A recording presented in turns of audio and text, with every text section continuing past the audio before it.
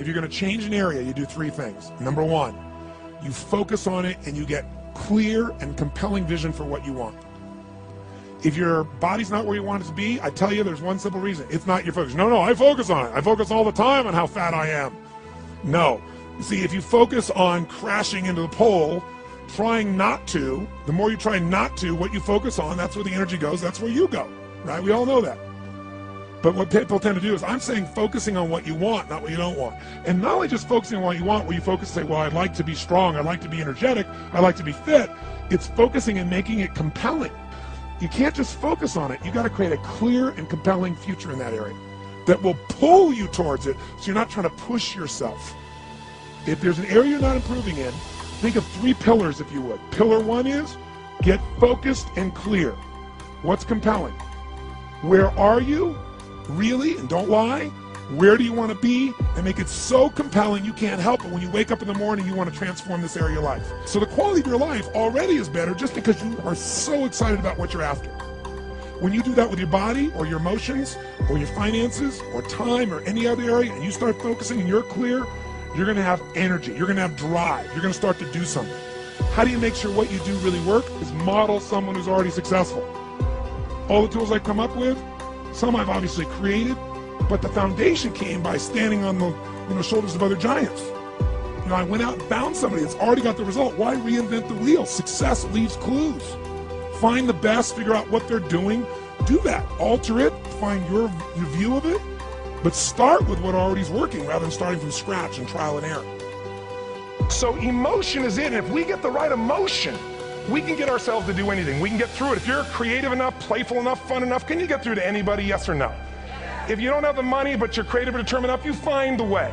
So this is the ultimate resource, but this is not the story that people tell us, right? The story people tell us is a bunch of different stories. They tell us we don't have the resources, but ultimately, decisions shape destiny, which is my focus here. If decisions shape destiny, what determines it is three decisions. What are you going to focus on? Right now, you have to decide what you're going to focus on. In this second, consciously or unconsciously, the minute you decide to focus on something, you got to give it a meaning. And whatever that meaning is produces emotion. Is this the end or the beginning? Is God punishing me or rewarding me, or is this the roll of the dice? And emotion then creates what we're going to do, or the action. So think about your own life, the decisions that have shaped your destiny. And that sounds really heavy, but in the last 5 or 10 years, 15 years, haven't there been some decisions you've made that if you made a different decision, your life would be completely different? So the bottom line is, maybe it was where to go to work and you met the love of your life there. Maybe it was a career decision. I know the Google geniuses I saw here. I mean, I understand that their decision was to sell their technology at first. What if they made that decision versus to build their own culture? How would the world be different? How would their lives be different? Their impact. The history of our world is these decisions. When a woman stands up and says, no, I won't go to the back of the bus, she didn't just affect her life. That decision shaped our culture. Or someone standing in front of a tank. Psychological strength. That's the difference in human beings that I've seen of the 3 million I've been around. Because that's about my lab. I've had 3 million people from 80 different countries that I've had a chance to interact with over the last 29 years. And after a while, patterns become obvious. You see that South America and Africa may be connected in a certain way, right? Other people say, oh, that sounds ridiculous. It's simple. So what shapes you? 2 invisible forces, very quickly. 1, state. We all have had times. Have you had a time you did something and after you did it, you thought to yourself, I can't believe I said that. I can't believe I did that. It was so stupid. It wasn't your ability, it was your state. Your model of the world is what shapes you long term. Your model of the world is the filter. That's what's shaping us. That's what makes people make decisions. When we want to influence somebody, we got to know what already influences them. And it's made up of 3 parts, I believe. First, what's your target? What are you after? Which I believe it's not your desires. You can get your desires to goals. How many of you got a goal or desire and thought, is this all there is? How many been there? Say aye. So it's needs we have. I believe there are 6 human needs. Second, once you know what the target that's driving you is, and you uncover it for the truth, you don't form it, you uncover it. Then you find out what's your map, what's the belief systems that are telling you how to get those needs. Some people think the way to get those needs is destroy the world. Some people is to build something, create something, love someone. And then there's the fuel you pick. So very quickly, 6 needs, let me tell you what they are. First one, certainty. Now these are not goals or desires, these are universal. Everyone needs certainty that they can avoid pain and at least be comfortable. Now how do you get it? Control everybody, develop a skill, give up, smoke a cigarette. Well, we go for certainty differently. If we get total certainty, we get what? What do you feel if you're certain? You know what's going to happen, when it's going to happen, how it's going to happen. What would you feel?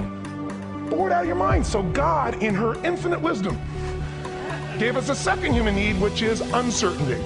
We need variety. Third human need, critical, significance. We all need to feel important, special, unique. You can get it by making more money. You can do it by being more spiritual. You can do it by getting yourself in a situation where you put more tattoos and earrings in places humans don't want to know. Whatever it takes. The fastest way to do this, if you have no background, no culture, and no belief in resources or resourcefulness, is violence. If I put a gun to your head and I live in the hood, instantly I'm significant. 0 to 10, how high? 10. How certain am I you're going to respond to me? 10. Here's what we really need. Connection and love, fourth need. We all want it. Most people settle for connection because love's too scary. Now these first 4 needs, every human finds a way to meet. Even if you lie to yourself, even if you have split personalities. But the last 2 needs, the first 4 needs are called the needs of the personality, is what I call them. The last 2 are the needs of the spirit.